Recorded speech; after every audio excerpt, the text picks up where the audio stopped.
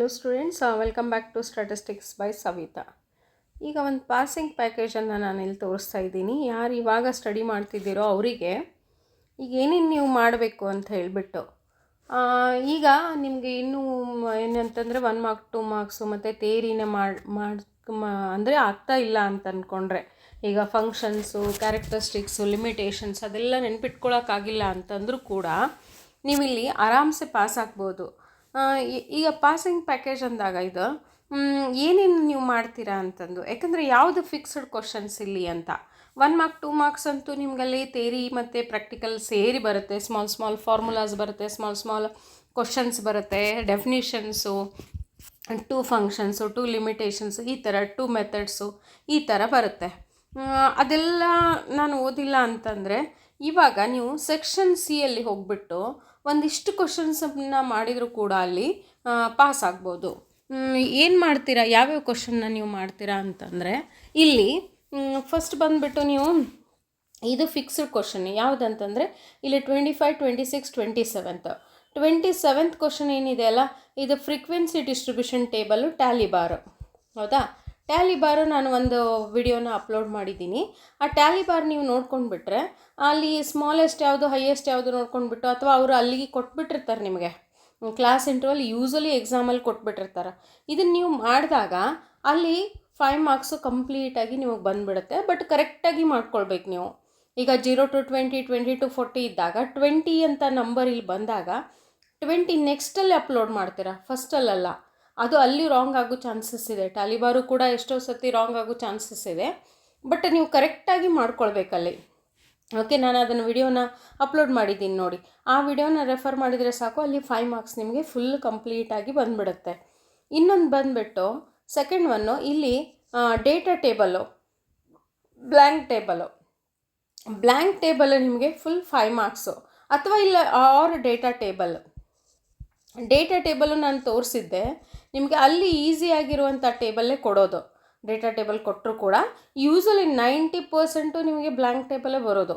ಇಲ್ಲಿ total 5 + 5 10 marks ನಿಮಗೆ ಕಂಪ್ಲೀಟಾಗಿ ಬಂದುಬಿಡುತ್ತೆ. ಇದು ಕರೆಕ್ಟಾಗಿ ನೀವು ಟೇಬಲ್ ಹಾಕ್ಕೊಂಡ್ಬಿಟ್ಟು ಕರೆಕ್ಟಾಗಿ ಮಾಡಬೇಕು ನೀವು. ಇಲ್ಲಿ head note, foot note, source ಮತ್ತು ಕಾಲಮ್ಸು, ರೋಸು, ಕರೆಕ್ಟಾಗಿ ಬಾಡಿ ಆಫ್ ದ ಟೇಬಲ್ಲು. ಇಲ್ಲಿ 3 ಕ್ಯಾರೆಕ್ಟರಿಸ್ಟಿಕ್ಸ್ ಕೊಡ್ತಾರೆ ನಿಮಗಿಲ್ಲಿ. 3 ಕ್ಯಾರೆಕ್ಟರಿಸ್ಟಿಕ್ಸ್ ಕೊಟ್ಬಿಟ್ಟು ಅಲ್ಲಿ ಏನು ಮಾಡ್ತೀರಾ ನೀವು, 2 ಕ್ಯಾರೆಕ್ಟರಿಸ್ಟಿಕ್ಸ್ನ ಒಂದು ಕಡೆ ತೊಗೊಳ್ತೀರಾ. ತೋರಿಸ್ತೀನಿ ನೋಡಿ. ಇಲ್ಲಿ 2 ಕ್ಯಾರೆಕ್ಟರ್ನ ಒಂದು ಕಡೆ ತೊಗೊಳ್ತೀರಾ, 1 ಕ್ಯಾರೆಕ್ಟರ್ನ ಒಂದು ಕಡೆ ತೊಗೊಳ್ತೀರಾ. ಯೂಸಲಿ ನಂಬರ್ಸ್ ಇದ್ದಾಗ ಏನು ಮಾಡ್ತೀರಿ, ಇಯರ್ಸು, ನಂಬರ್ಸು ಅಥವಾ ಏಜು ಅಂತ ಈ ರೀತಿ ಇದ್ದಾಗ ಈ ಕಡೆ ಇಲ್ಲಿ ಕಾಲಮ್ ವೈಸ್ ತೊಗೊಂಡ್ಬಿಡ್ತೀರಾ. ರೋನ ಏನು ಮಾಡಿರಿ, 2 ರೋ ಮಾಡ್ಕೊಳ್ಳಿ. 2 ರೋ ಮಾಡ್ಕೊಂಡ್ಬಿಟ್ಟು ಇಲ್ಲಿ ನೋಡಿ, ಇದೇ ಇದನ್ನು ನೋಡಿದಾಗ ನಾವು ಬ್ಲ್ಯಾಂಕ್ ಟೇಬಲ್ನ ಇಲ್ಲಿ ಫಸ್ಟು ಕ್ಲಾಸ್ ಕೊಟ್ಬಿಟ್ಟಿದ್ದಾರೆ. ಫಸ್ಟ್ PUC, ಸೆಕೆಂಡ್ PUC ಅಂತ ತೊಗೊಳ್ತೀರಾ. ಆಮೇಲೆ ಮತ್ತು ಬಾಯ್ಸ್ ಗರ್ಲ್ಸ್ ಟೋಟಲ್ ಅಂತ ತೊಗೊಂಡ್ಬಿಡ್ತೀರಿ ಇಲ್ಲಿ. ಓಕೆ, ಈ ಕಡೆ ಬಂದುಬಿಟ್ಟು ನಿಮಗೆ ಆರ್ಟ್ಸು, ಕಾಮರ್ಸು, ಸೈನ್ಸು ಮತ್ತು ಟೋಟಲು. ಓಕೆ, ಈ ರೀತಿ 2 ಒಂದು ಕಡೆ, ಇನ್ನೊಂದು ಏನಿರುತ್ತಲ್ಲ ಫ್ಯಾಕಲ್ಟಿ, ಅದನ್ನು ಒಂದು ಕಡೆ ತೊಗೊಂಡ್ಬಿಡ್ಬೇಕು ನೀವು. ಅದು ಕಂಪ್ಲೀಟಾಗಿ ನಿಮಗೆ ಅಲ್ಲಿ ಫುಲ್ 5 ಮಾರ್ಕ್ಸ್ ಬರುತ್ತೆ. ಅಲ್ಲಿ ಮತ್ತು ಹಾಫ್ ಒಂದು ಪೇಜಲ್ಲಿ, ಹಾಫ್ ಇನ್ನೊಂದು ಪೇಜಲ್ಲಿ ಮಾಡೋಂಗಿಲ್ಲ. ಕಂಪ್ಲೀಟಾಗಿ ಇದನ್ನು ಒಂದು ಪೇಜನ್ನು ಯುಟಿಲೈಸ್ ಮಾಡ್ಕೊಂಡ್ಬಿಟ್ಟು ಕಂಪ್ಲೀಟಾಗಿ ಇದನ್ನು table number, title of the table complete ಹಾಕಬೇಕು. ಅಂದರೆ ಮಾತ್ರ ನಿಮಗೆ ಫುಲ್ 5 ಮಾರ್ಕ್ಸ್ ಬಂದುಬಿಡುತ್ತಲ್ಲಿ. Total first frequency distribution table ಟ್ಯಾಲಿಬಾರಲ್ಲಿ ಇದರಲ್ಲಿ 5 ಮಾರ್ಕ್ಸು 10 ಮಾರ್ಕ್ಸು ನಿಮಗೆ ಬಂದುಬಿಡ್ತಿಲ್ಲಿ. ನೆಕ್ಸ್ಟ್ ಬಂದುಬಿಟ್ಟು ಇಲ್ಲಿ ಮಲ್ಟಿಪಲ್ ಬಾರ್ ಡಯಾಗ್ರಾಮ್ ಅಂತಿದೆ. ಈಗ ಇಲ್ಲಿ ಒಂದು ನಿಮ್ಗೆ ಯಾವುದಾದ್ರೂ ಒಂದು ಡಯಾಗ್ರಾಮ್ ಕೊಡ್ಬೋದು. ಯಾವುದು 4 ಡಯಾಗ್ರಾಮ್ಸ್ ಇದೆ. ಹೌದಾ, ಫಸ್ಟ್ ಒನ್ ಬಂದುಬಿಟ್ಟು simple bar diagram, second multiple,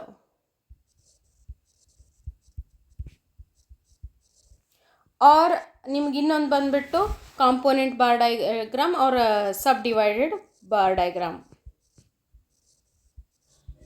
R percentage bar diagram. Okay, ಈ 4ರಲ್ಲಿ ಯಾವುದಾದ್ರೂ ಬರುತ್ತೆ. ಯೂಸಲಿ ಕಾಂಪೋನೆಂಟು ಮತ್ತು ಪರ್ಸಂಟೇಜ್ ಏನಿದೆ ಅಲ್ಲ, ಕ್ಯುಮುಲೇಟಿವ್ ಫ್ರೀಕ್ವೆನ್ಸೀಸ್ನ ಕ್ಯಾಲ್ಕುಲೇಟ್ ಮಾಡಬೇಕಾಗುತ್ತೆ. ಇದು ಪರ್ಸಂಟೇಜ್ ಕ್ಯಾಲ್ಕುಲೇಟ್ ಮಾಡಿಬಿಟ್ಟು ನೀವು ಕ್ಯುಮುಲೇಟಿವ್ ಫ್ರೀಕ್ವೆನ್ಸೀಸ್ನ ತೊಗೋಬೇಕು. ಕಾಂಪೋನೆಂಟ್ನ ಯೂಸಲಿ ಫಸ್ಟ್ ನೀವು ಕಾಲಮಲ್ಲೇ ಕ್ಯುಮುಲೇಟಿವ್ ಫ್ರೀಕ್ವೆನ್ಸಿನ ತೊಗೊಳ್ಬೇಕಾಗತ್ತೆ. ಅಲ್ಲಿ ಟೋಟಲ್ನ ಆ್ಯಡ್ ಮಾಡ್ತಾ ಫ್ರೀಕ್ವೆನ್ಸೀಸ್ನ ಆ್ಯಡ್ ಮಾಡ್ತಾ ಹೋಗ್ತೀರಾ. ಆದ್ದರಿಂದ ಇಲ್ಲಿ ಏನು ಮಾಡ್ತಾರಂದ್ರೆ ಅವರು 5 ಮಾರ್ಕ್ಸಿಗೆ ಜಾಸ್ತಿ ಕೊಡೋದಂದರೆ ಮಲ್ಟಿಪಲ್ಲು ಮತ್ತು ಸಿಂಪಲ್ ಬಾರ್ ಡಯಾಗ್ರಾಮು ಯೂಸಲಿ ಕೊಡೋದು. ಓಕೆ, ಇದೆರಡು ಜಾಸ್ತಿ ಕೊಡೋದು ಒಂದು 60%, ಇದು ಒಂದು 20% ಕಾಂಪೋನೆಂಟ್ ಬಾರ್ ಡಯಾಗ್ರಾಮು. ಪರ್ಸಂಟೇಜ್ ಅಂತೂ ಅಗದಿ ಕಡಿಮೆ ಕೊಡೋದು ಅದನ್ನು. ಪ್ರೀವಿಯಸ್ ನಾನು ಕ್ವಶನ್ ಪೇಪರ್ನ ಸ್ಟಡಿ ಮಾಡಿದಾಗ ಯೂಸಲಿ. ಬಟ್ ನೀವು 4 ಇಲ್ಲಿ ಮಾಡ್ಕೊಳ್ಳೇಬೇಕಾಗುತ್ತೆ, ಹೇಳಲಿಕ್ಕಿಲ್ಲ. ಯಾವುದಾದ್ರೂ ಇಲ್ಲೊಂದು ನಿಮಗೆ ಪರ್ಸಂಟೇಜ್ ಬಾರ್ ಡಯಾಗ್ರಾಮು ಬರೋದು. ಇದು ಕೂಡ ಇಲ್ಲೇನಾಗುತ್ತೆ ಅಂತಂದರೆ ಇಲ್ಲಿ 5 ಮಾರ್ಕ್ಸು, ಇಲ್ಲಿ 5 ಮಾರ್ಕ್ಸು, ಇಲ್ಲಿ 5 ಮಾರ್ಕ್ಸು, ಟೋಟಲ್ 15 ಮಾರ್ಕ್ಸು ನಿಮಗೆ. ಇಲ್ಲಿ ಯಾವುದನ್ನು 1 ಮಾರ್ಕ್ಸು ಬಿಡಲಾರ್ದೆ ತೊಗೊಂಡ್ರಿ ಅಂತಂದರೆ ಇಲ್ಲಿ 15 ಮಾರ್ಕ್ಸ್ ನಿಮಗೆ ಕಂಪ್ಲೀಟಾಗಿ ಬಂದುಬಿಡುತ್ತೆ. ನೆಕ್ಸ್ಟ್ ಬಂದುಬಿಟ್ಟು find the Yule's coefficient of association for the following data. ಇಲ್ಲಿ ಯೂಲ್ಸ್ ಕೊಯಿಫಿಷಿಯಂಟ್ ಆಫ್ ಅಸೋಸಿಯೇಷನ್ ತೊಗೊಂಡಾಗ ನೀವು ಇಲ್ಲಿ association of attributes Yule's coefficient ನೀವು ಈಸಿಯಾಗಿ ಕ್ಯಾಲ್ಕುಲೇಟ್ ಮಾಡ್ಬೋದು. ಫಾರ್ಮುಲಾ ಹಾಕಿಬಿಟ್ಟು ಇಲ್ಲಿ ಎ ಬಿ ಅಲ್ಫಾ ಬೀಟಾ ಅಂತ ತೊಗೊಂಡ್ಬಿಟ್ಟು ಎ ಬಿ ಅಂತ ನೊಟೇಷನ್ ತೊಗೊಂಡ್ಬಿಟ್ಟು ನೀವು ಫಾರ್ಮುಲಾ ಹಾಕಿಬಿಟ್ಟು ಮಾಡಿಬಿಟ್ರೆ ಇಲ್ಲಿ ಕೂಡ ಇಲ್ಲಿ 5 ಮಾರ್ಕ್ಸು. ಇಲ್ಲಪ್ಪ ನನಗೆ ಇದು ಗೊತ್ತಾಗ್ತಿಲ್ಲ ಅಂತಂದರೆ ಬೈನಾಮಿಯಲ್ ಎಕ್ಸ್ಪಾನ್ಷನ್ ಮೆಥಡು ನೀವು ಒಂದು ಎಕ್ಸ್ಟ್ರಾ ಕ್ವಶನ್ ಅಂತ ಇಟ್ಕೊಂಡ್ಬಿಟ್ಟು ಮಾಡಿದರೂ ಕೂಡ ಇಲ್ಲಿ ನೀವು 5 ಮಾಡಿದರೂ ಕೂಡ ಇಲ್ಲಿ ನಿಮಗೆ ಬರೋ ಚಾನ್ಸಸ್ಸು 4 ಅಷ್ಟೇ ಬರೋದು. ಯಾಕಂದರೆ ಇಲ್ಲಿ ಕೊಟ್ಟಿರೋದವರು answer any 4 of the following question. ಇಲ್ಲಿ ನೀವು 5 ಕ್ವಶನನ್ನು ಸಾಲ್ವ್ ಮಾಡಿದರೆ ಒಂದು ಎಕ್ಸ್ಟ್ರಾ ಅಂತ ಸಾಲ್ವ್ ಮಾಡಿದಾಗೂ ಕೂಡ ಅಲ್ಲಿ ಯಾವುದಾದ್ರೂ ಕ್ವಶನಲ್ಲಿ 4 ಬಂದುಬಿಟ್ಟು ಇಂಟರ್ಪೊಲೇಷನ್ ಎಕ್ಸ್ಟ್ರಾಪೊಲೇಷನಲ್ಲಿ 5 ಬಂದುಬಿಟ್ರೆ ನಿಮ್ಗೆ ಅದು ಯಾವುದು ಹೆಚ್ಚಿಗೆ ಮಾರ್ಕ್ಸ್ ಬಂದಿರುತ್ತಲ್ಲ ಅದನ್ನು ಕನ್ಸಿಡರ್ ಆಗುತ್ತೆ ಎಕ್ಸಾಮಲ್ಲಿ, ವ್ಯಾಲ್ಯೂಯೇಷನಲ್ಲಿ ಅಲ್ಲಿ ಕನ್ಸಿಡರ್ ಆಗುತ್ತೆ. ಹೀಗಾಗಿ ನಿಮ್ಗೆ ಕಂಪ್ಲೀಟಾಗಿ ಇಲ್ಲಿ ಬರೋದು ಟೋಟಲ್ ನಿಮ್ಗೆ ಸೆಕ್ಷನ್ ಸಿ ಯಲ್ಲಿ 20 ಮಾರ್ಕ್ಸ್ ನಿಮಗೆ ಬಂದುಬಿಡುತ್ತೆ ಇಲ್ಲಿ. ಓಕೆ, ಈ 20 ಮಾರ್ಕ್ಸು ನಿಮಗೆ ಬೇಕಾಗಿರೋದು ಇಲ್ಲಿ 24 ಮಾರ್ಕ್ಸು, ಹೌದಾ, ಯಾವುದು ಪಾಸಿಂಗಿಗೆ. ಬಟ್ ಇಲ್ಲಿ ನೋಡೋಣ ಪಿ ಒ ಕ್ಯೂ ಕ್ವಶನಲ್ಲೂ ಕೂಡ ನಿಮಗಿಲ್ಲಿ ಒಂದು ಕ್ವಶನ್ನು ಕಂಪಲ್ಸರಿ ಆಗಿರುವಂಥದ್ದು. ಒಂದು ಕ್ವಶನ್ ಬಂದುಬಿಟ್ಟು ನಿಮಗೆ ಗ್ರಾಫಲ್ಲಿ ಹಿಸ್ಟೋಗ್ರಾಮ್ ಇರ್ಬೋದು ಆರ್ ಫ್ರೀಕ್ವೆನ್ಸಿ ಪಾಲಿಗಾನ್ ಇರ್ಬೋದು, ಇಲ್ಲಾಂದರೆ ಕರ್ವ್ ಇರ್ಬೋದು ಆರ್ ಒಗಿವ್ಸ್ ಕರ್ವ್ ಇರ್ಬೋದು. ಓಕೆ, ಈ 4ರಲ್ಲಿ ಯಾವುದಾದ್ರೂ ಒಂದು ಒಗಿವ್ ಕರ್ವಲ್ಲಿ ನಿಮಗೆ less than and more than ಅಷ್ಟೇ ಕೊಡೋದು. ಯಾಕಂದರೆ ಇದು 10 ಮಾರ್ಕ್ಸ್ ಇರೋದ್ರಿಂದ ಒಂದು ಮಾತ್ರ ಅಲ್ಲಿ ಕೇಳೋದು 5 ಮಾರ್ಕ್ಸಿಗೆ ಅಂತಂದರೆ. ಇಲ್ಲಿ ನಿಮಗೆ ಇದೊಂದು ಕಂಪ್ಲೀಟಾಗಿ ಇದನ್ನು ಹಿಸ್ಟೋಗ್ರಾಮ್ ಕೇಳಿದರೆ ಏನು ಮಾಡ್ತಾರೆ ಅವರು, ಮೋಡನ್ನು ಫೈಂಡ್ ಔಟ್ ಮಾಡಲಿಕ್ಕೆ ಹೇಳ್ತಾರೆ ನಿಮಗೆ. ಇಲ್ಲ ಅಂದರೆ ಒಗೈವ್ ಕರ್ವ್ ಬಂದಾಗ ಮೀಡಿಯನನ್ನು ಕ್ಯಾಲ್ಕುಲೇಟ್ ಮಾಡ್ತೀರಾ. ಓಕೆ, ಇದು ನಿಮ್ಮದು ಹಿಸ್ಟೋಗ್ರಾಮ್ ಅಥವಾ ಯಾವುದೇ ಪಾಲಿಗಾನ್ ಅಥವಾ ಕರ್ವ್ ಒಗೈವ್ ಕರ್ವ್ ಕೇಳಿದಾಗೂ ಕೂಡ ಅದನ್ನು ಕಂಪ್ಲೀಟಾಗಿ ಮಾಡಿದ್ರಿ ಅಂದರೆ ಅಲ್ಲಿ 5 ಮಾರ್ಕ್ಸು. ಅಲ್ಲಿ ಮೇಲ್ಗಡೆ 20 + 5 25 ಮಾರ್ಕ್ಸಿಗೆ ಇದನ್ನು ಯಾವುದು ಮಿಸ್ ಮಾಡಲಾರ್ದೆ ನೀವು ಮಾಡಿದ್ರಿ ಅಂತಂದರೆ 25 ಮಾರ್ಕ್ಸು. 8ಗೆ 25 ಬಿದ್ದರೆ ಪಾಸ್ ಇಲ್ಲೇ. This is a passing package ನಿಮ್ಮದು. ನಾನು ಇನ್ನೊಂದು ಕ್ವಶನ್ನ ತೊಗೊಂಡಿಲ್ಲ ಇಲ್ಲಿ ಯಾವುದರಲ್ಲಿ, ಪಿ ಒ ಕ್ಯೂ ಕ್ವಶನಲ್ಲಿ.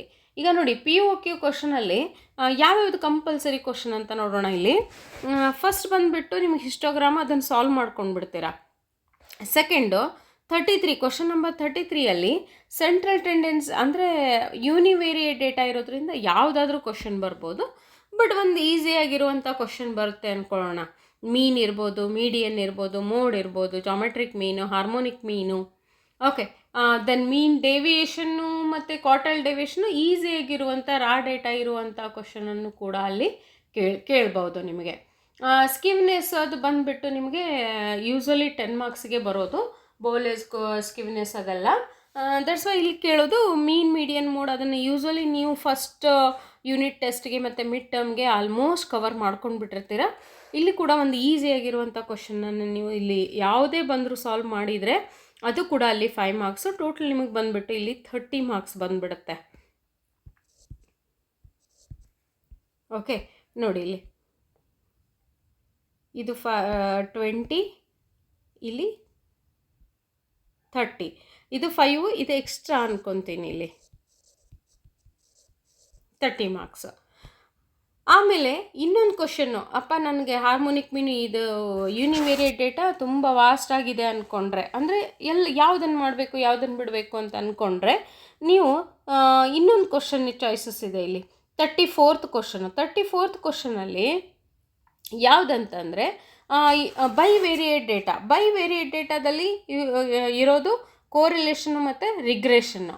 ಕೋರಿಲೇಷನ್ನು ಮತ್ತು ರಿಗ್ರೆಷನಲ್ಲಿ ರಿಗ್ರೆಷನ್ನು ಒಂದು ಸಿಂಪಲ್ ಆಗಿರುವಂಥ ಎಕ್ಸಾಂಪಲ್ ಕೇಳ್ಬೋದು, ಅಥವಾ ಕೋರಿಲೇಷನ್ ಸಿಂಪಲ್ ಆಗಿರುವಂಥ ಎಕ್ಸಾಂಪಲ್ ಕೇಳ್ಬೋದು. ಎಂಥ ಸಿಂಪಲ್ ಕೇಳಿದ್ರು ಅಲ್ಲಿ ಲೆಂದಿ ಪ್ರೊಸೀಜರ್ ಇದೆ. ದಟ್ಸ್ ವೈ ಈ ರೀತಿಯಾದ ಕ್ವಶನನ್ನು ಅಲ್ಲಿ ರಿಗ್ರೆಷನ್ ಕ್ವಶನಲ್ಲೂ 5 ಮಾರ್ಕ್ಸನ್ನು ಕೇಳ್ಬೋದು. ಈಗ ನೋಡಿ ಇಲ್ಲಿ, estimate the value of X when y = 40 using the following data ಅಂತ ಹೇಳಿದ್ದಾರೆ. ಕೊಯಿಫಿಷಿಯಂಟ್ ಆಫ್ ಕೋರಿಲೇಷನ್ R ಕೊಟ್ಬಿಟ್ಟು ನೀವೇನು ಮಾಡ್ತೀರಾ ಇಲ್ಲಿ ಎಕ್ಸ್ ಕ್ಯಾಲ್ಕುಲೇಟ್ ಮಾಡಬೇಕು. ಅಂದರೆ regression equation x - x bar = bxy × y - y ಬಾರ್ನ ಕ್ಯಾಲ್ಕುಲೇಟ್ ಮಾಡಬೇಕು. y ಬಾರ್ ಇಲ್ಲಿ x ಬಾರ್ ಕೊಟ್ಟಿದ್ದಾರೆ, ಇಲ್ಲಿ y ಬಾರ್ ಕೊಟ್ಟಿದ್ದಾರೆ. Standard deviation sigma x sigma y. Then bxy calculate ಮಾಡಿಬಿಟ್ಟು r × sigma x / sigma y ಅಂತ ಕ್ಯಾಲ್ಕುಲೇಟ್ ಮಾಡಿಬಿಟ್ಟು ಇದರಲ್ಲಿ ಸಬ್ಸ್ಟ್ಯೂಟ್ ಮಾಡಿ ಕ್ಯಾಲ್ಕುಲೇಟ್ ಮಾಡಿದರೆ ನಿಮ್ಗೆ ಅದೊಂದು ವಿಡಿಯೋನೇ ಸಪ್ರೇಟಾಗಿ ನಾನು ರಿಗ್ರೆಷನ್ ವಿಡಿಯೋನೇ ಮಾಡಿದ್ದೀನಿ. ಡಿಸ್ಕ್ರಿಪ್ಷನಲ್ಲಿ ನಾನು ಹಾಕಿರ್ತೀನಿ ಅದನ್ನು. ನಿಮ್ಗೆ ಯಾರಿಗೆ ಡೌಟ್ ಅನ್ನಿಸ್ತದಲ್ಲ ಅದನ್ನು ಕ್ಲಿಯರ್ ಮಾಡ್ಕೊಳ್ಳಿ. ಇದನ್ನು ನೀವು ಕೂಡ ಇಲ್ಲಿ ಮಾಡ್ಕೊಳ್ಬೋದು. ಬಟ್ ಇದು ಏನಿದೆ ಅಲ್ಲ ನಿಮಗೆ ಇದನ್ನು ಎಕ್ಸ್ಟ್ರಾ ಅಂತ ಕನ್ಸಿಡರ್ ಮಾಡೋಣ. ಓಕೆ, ಇದು ಎಕ್ಸ್ಟ್ರಾ ಕ್ವಶನ್ನು. ದೆನ್ ಈಗ ನಿಮ್ಗೆ ಇಲ್ಲಿ ಕಂಪ್ಲೀಟಾಗಿ 30 ಮಾರ್ಕ್ಸ್ ಬಂದುಬಿಡ್ತು. ಇಲ್ಲಿ 20 ಇಲ್ಲಿ ಮತ್ತು ಇಲ್ಲಿ 10 30 ಮಾರ್ಕ್ಸ್ ಅಂತಂದರೆ ನಿಮ್ಗೆ ಆರಾಮ್ಸೆ ಈಗ 24 ಅಂತಂದರೂ ಕೂಡ ಅಲ್ಲಿ ಪಾಸ್ ಆಗಲಿಕ್ಕಂತೂ ಆರಾಮ್ಸೆ ನೀವು ಪಾಸ್ ಆಗ್ಬೋದು. ನೆಕ್ಸ್ಟ್ ಇನ್ನು ನನಗೆ 50 ಮಾರ್ಕ್ಸ್ ಬೇಕು ಅಂತ ಅಂದ್ಕೊಂಡವರು ಇಲ್ಲಿ 10 ಮಾರ್ಕ್ಸನ್ನು ಅಟೆಂಪ್ಟ್ ಮಾಡ್ಬೋದು. ಈಗ 50 ನನಗೆ ಯೂನಿವೇರಿಯೇಟು ಮತ್ತು ಬೈ ವೇರಿಯೇಟು ಪರ್ಫೆಕ್ಟ್ ಆಗಿದ್ದರೆ ನೀವು ಇಲ್ಲಿ 10 ಮಾರ್ಕ್ಸಲ್ಲಿ ಫಿಕ್ಸ್ಡ್ ಕ್ವಶನ್ಸ್ ಯಾವುದಪ್ಪ ಅಂತಂದರೆ ಫಸ್ಟ್ ಬಂದುಬಿಟ್ಟು ನೀವು coefficient of variation CV question, R otherwise ಇಲ್ಲಿ ಕೋರಿಲೇಷನ್ ಅಲ್ಲ, ಇಲ್ಲಿ ಇದು ಯೂನಿವೇರಿಯೇಟ್, ಇದು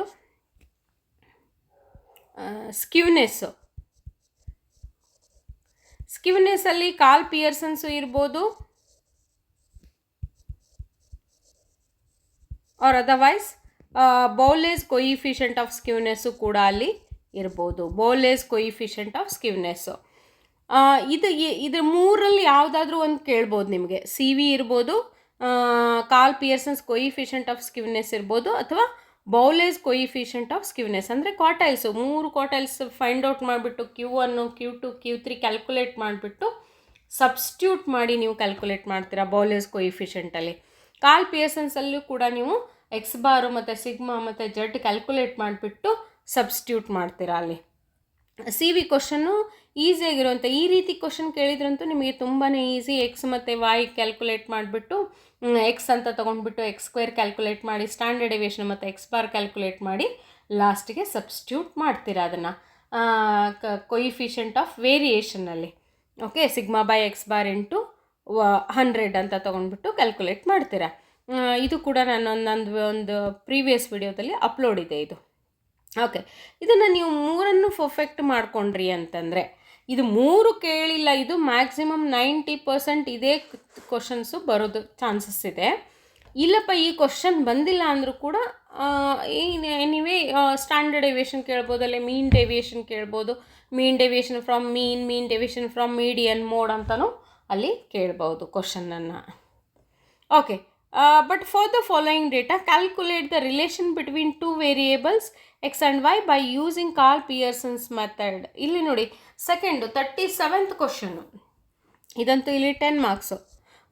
37th ಕ್ವಶನ್ ಬಂದುಬಿಟ್ಟು ನಿಮಗಿಲ್ಲಿ ಕೋರಿಲೇಷನ್ ಇರ್ಬೋದು. ಕಾರ್ಲ್ ಪಿಯರ್ಸನ್ಸ್ ಇದಂತೂ by variate fix rate it is by variate data. ಇದು ಬೈ ವೇರಿಯೇಟಲ್ಲಿ ಫಿಕ್ಸ್ ಇರುತ್ತೆ. ಇದು ಇದರಲ್ಲಿ ರಿಗ್ರೆಷನ್ ಇರ್ಬೋದು ಅಥವಾ ಕೋರಿಲೇಷನ್ ಇರ್ಬೋದು. ಕೋರಿಲೇಷನ್ನು ಓಕೆ ಗ್ರೂಪ್ಡ್ ಡೇಟಾ, ಮತ್ತು ರಿಗ್ರೆಷನ್ನು ಕೂಡ ಇಲ್ಲಿ ಗ್ರೂಪ್ಡ್ ಡೇಟಾ ಕೇಳ್ತಾರಲ್ಲಿ. ಅಂದರೆ ಫ್ರೀಕ್ವೆನ್ಸಿ ಕೊಟ್ಟಾಗ, when frequency is given.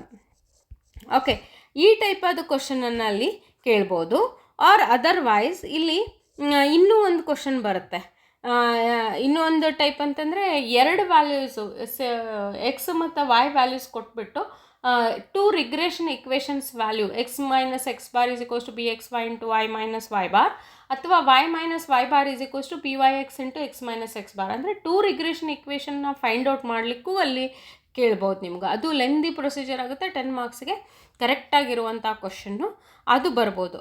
But ಇಲ್ಲಿ ಇದನ್ನು ಬಿಟ್ಟರೆ ಮತ್ತೆ ಬರಲ್ಲ ಯಾವುದು ಕೋರಿಲೇಷನು ಮತ್ತು ರಿಗ್ರೆಷನ್ನು, ಯಾಕಂದರೆ ಅಲ್ಲಿ ಬೈವೇರಿಯೇಟ್ ಡೇಟಾ ಇರೋದು ನಿಮಗಲ್ಲಿ ಅದೇ ಇರೋದ್ರಿಂದ ಅಲ್ಲಿ ಕೋರಿಲೇಷನ್ ಮತ್ತು ರಿಗ್ರೆಷನ್ ಕ್ವಶನ್ನೇ ಬರೋದು.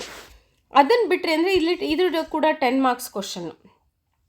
ಬ್ಯಾಕ್ ಕಂಟೆಂಟ್ಸ್ ಇಲ್ಲಿ ಇದೇನಿದೆ ಅಲ್ಲ, next 38th question usually probability ಮತ್ತು ರ್ಯಾಂಡಮ್ ವೇರಿಯೇಬಲ್ ಕ್ವಶನ್ನು.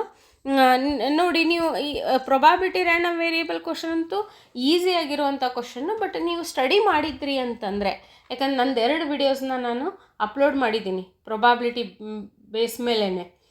ಇನ್ನೊಂದು ರ್ಯಾಂಡಮ್ ವೇರಿಯೇಬಲ್ ಬೇಕಂದರೆ ನಾನು ವಿಡಿಯೋನ ಅಪ್ಲೋಡ್ ಮಾಡ್ತೀನಿ. ಅದನ್ನು ಮಾಡ್ತೀನಿ ಅಂತ ಅಂದರೆ ನನಗೆ ಕಮೆಂಟ್ ಮಾಡಿ, ನೀವು ಅದನ್ನು ಅಪ್ಲೋಡ್ ಮಾಡ್ತೀನಿ ಅಂತ. ಇದು ನಿಮಗೇನಿದೆ ಅಲ್ಲ ಕ್ವಶನ್ಸು, ಇಲ್ಲಿ 10 ಇಲ್ಲಿ 30 ಪ್ಲಸ್ ಇಲ್ಲಿ 20 ಮಾಡಿದಾಗ ನಿಮ್ಗೆ ಟೋಟಲ್ ಇಲ್ಲಿ ಬರುವಂಥ ಮಾರ್ಕ್ಸು 50 ಮಾರ್ಕ್ಸ್ ಆಗಿರುತ್ತೆ. ಓಕೆ, ಎಲ್ಲೂ ಇದನ್ನು ಮಾಡಿಲ್ಲಪ್ಪ ನಾನು ಅಂತಂದರೆ 1 ಮಾರ್ಕ್ 2 ಮಾರ್ಕ್ಸು ಥಿಯರಿ ಎಲ್ಲೂ ಟಚ್ ಮಾಡಿಲ್ಲ ಅಂದರೂ ಕೂಡ ನಿಮಗಿಲ್ಲಿ 50 ಮಾರ್ಕ್ಸಸ್ಸು ಬರೋ ಚಾನ್ಸಸ್ ಇದೆ. ಇಲ್ಲೇನೋ ಒಂದಿಷ್ಟು ಮಾಡಿದರೂ ಕೂಡ ಅಲ್ಲಿ 50+ ಮಾರ್ಕ್ಸು ಕೂಡ ಅಲ್ಲಿ ಬರೋ ಚಾನ್ಸಸ್ ಇದೆ. ಓಕೆ ಸ್ಟೂಡೆಂಟ್ಸ್, ಇದನ್ನಿಷ್ಟು ಸ್ಟಡಿ ಮಾಡಿದರೆ ಸಾಕು, ನೀವು you will get easily the marks. Okay, ಇದರಲ್ಲಿ ಯಾವುದೇ ಕ್ವಶನ್ ನಿಮ್ಗೆ ಯಾವುದು ಬಂದಿಲ್ಲ ಅಂತಂದರೂ ಕೂಡ ನಾನು ಕಮೆಂಟ್ ಮಾಡಿ, ನಾನು ಅದು ವಿಡಿಯೋನ ನಾನು ಅಪ್ಲೋಡ್ ಮಾಡ್ತೀನಂತೆ. Okay, thank you for watching the video. Subscribe, like and comment the video.